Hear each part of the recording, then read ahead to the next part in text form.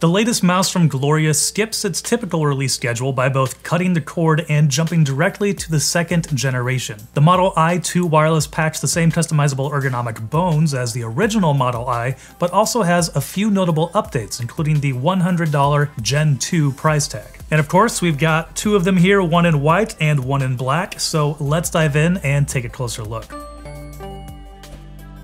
Hey everybody, I'm Jordan with 9 to 5 Toys. Make sure you are subscribed for other upcoming mouse reviews. So as expected, the Model i2 wireless is the wireless cord-cutting version of the Model I, but it also has some updates, mainly on the design point. You can see that it has the split main buttons up here. It also has the new sensor that was found in the Model 2 wireless. You can check out that review up here in the corner. But it still retains the same lightweight shape. So it does have the honeycomb right here you can see on the shell, which lets the RGB shine through, also helps save on weight a little bit. And this mouse is coming in at 75 grams, which for a 9-button mouse, I mean, you've got the 4 different buttons here for your thumb, that is pretty lightweight. That's right in line with like the SteelSeries Aerox 5, which I also believe has 9 programmable buttons, but lacks the large thumb rest here. And while there are other lighter weight mice, like 5-button ergonomic mice, like the Razer DeathAdder V3 Pro, if you want a little more customizability in here with a few more options for thumb buttons, when it comes to lightweight, there aren't a whole lot of other options out there. All right, and now let's move on to comfort and ergonomics. And while I never got my hands on the actual Model I, the first generation,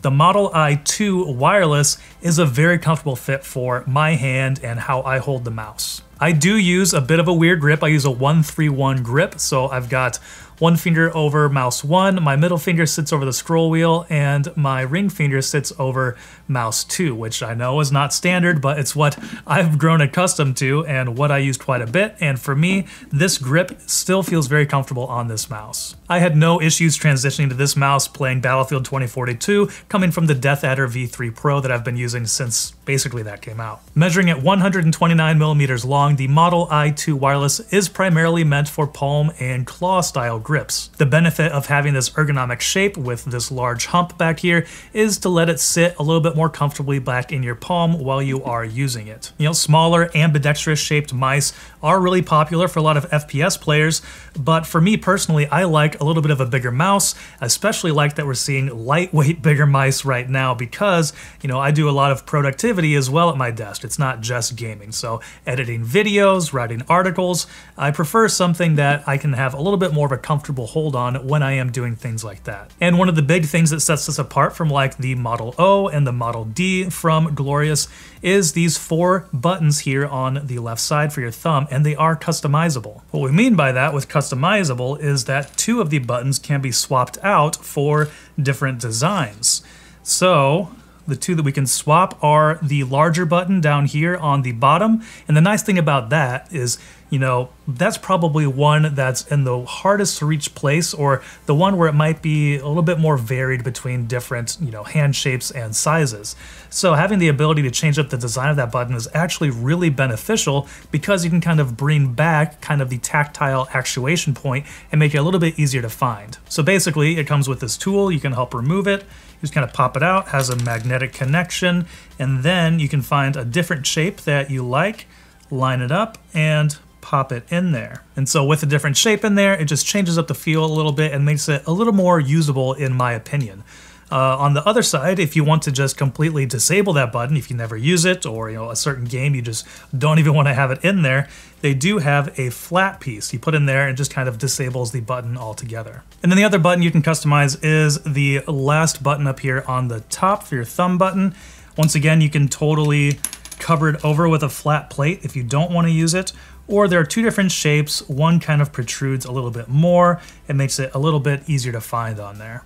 Unfortunately, there was one small issue with these swappable thumb buttons. Like I said, we have both the white and the black version. On this white version, 2 of the same style of these replacement thumb buttons were included, whereas on the black, I could tell that there was one other design that the white didn't have. So unfortunately, the white is missing one of those shapes, whereas the black has them all. So I imagine when contacted, you know, Glorious will make sure you get the actual right piece on there, but, you know, directly out of the box, that's not exactly what you want to see. Brings up a few concerns for quality control, but, you know, otherwise, The mouse feels great, so maybe they'll have that all sorted with production, but definitely something I wanted to mention in here. There should be 4 separate designs for that lower mouse thumb button. All right, and moving on, one of the big updates here in design that you can see is the split mouse 1 and 2 buttons. Now, this is something that we saw on the Model 02 wireless.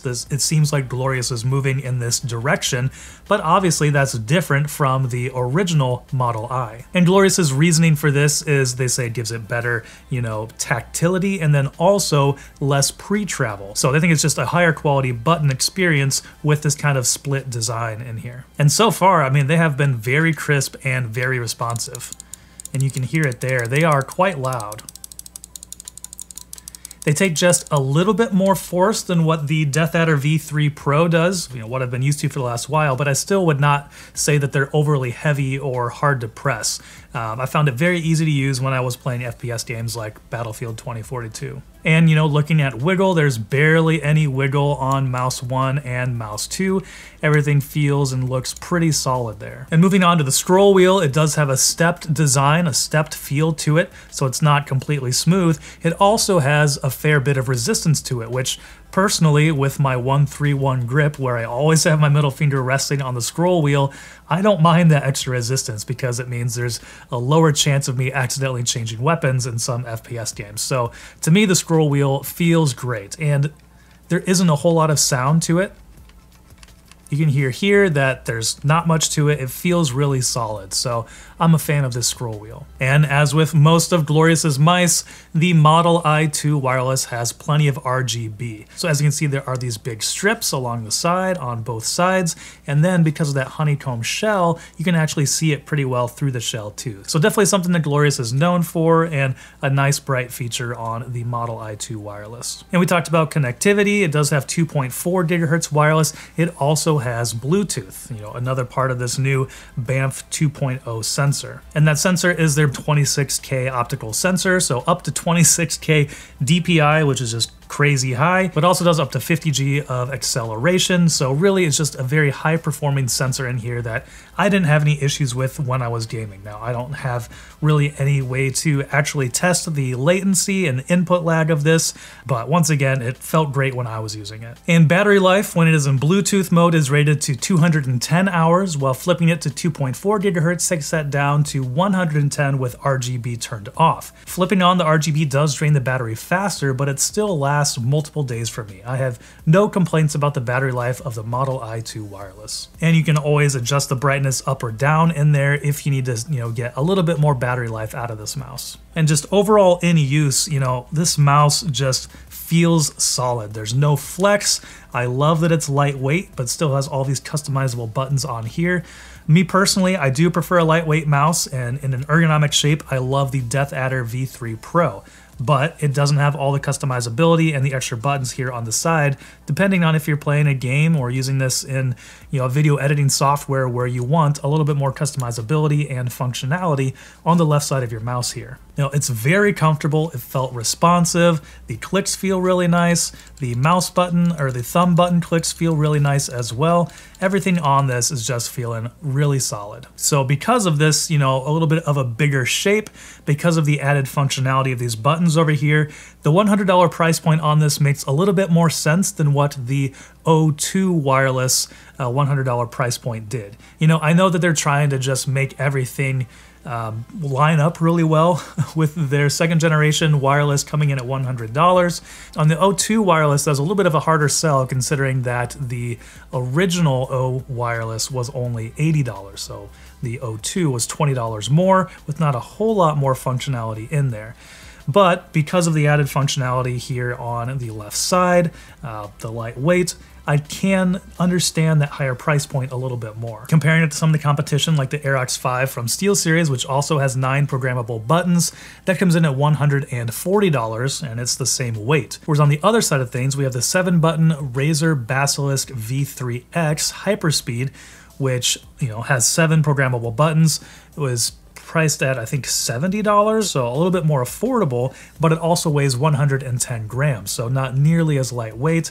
I also don't think it has any of the RGB in here. So if you're looking for something that's light, has a lot of extra functionality with these thumb buttons, is comfortable, looks good and feels good, for $100, this actually seems like a pretty good fit. Granted, you could go wired and get that even more affordable, or you could go with plenty of other 5-button mice that are wireless and more affordable than this. But once again, if you're looking for that functionality, if this mouse is checking all the boxes, I do think that $100 price point is a pretty good fit for this. All right, well, that's going to do it for our review of the glorious Model i2 Wireless. Let us know what you think about it down in the comments below. And if you're looking for some other videos to watch, I'll link to our review of the Model O2 Wireless, as well as our most recent video.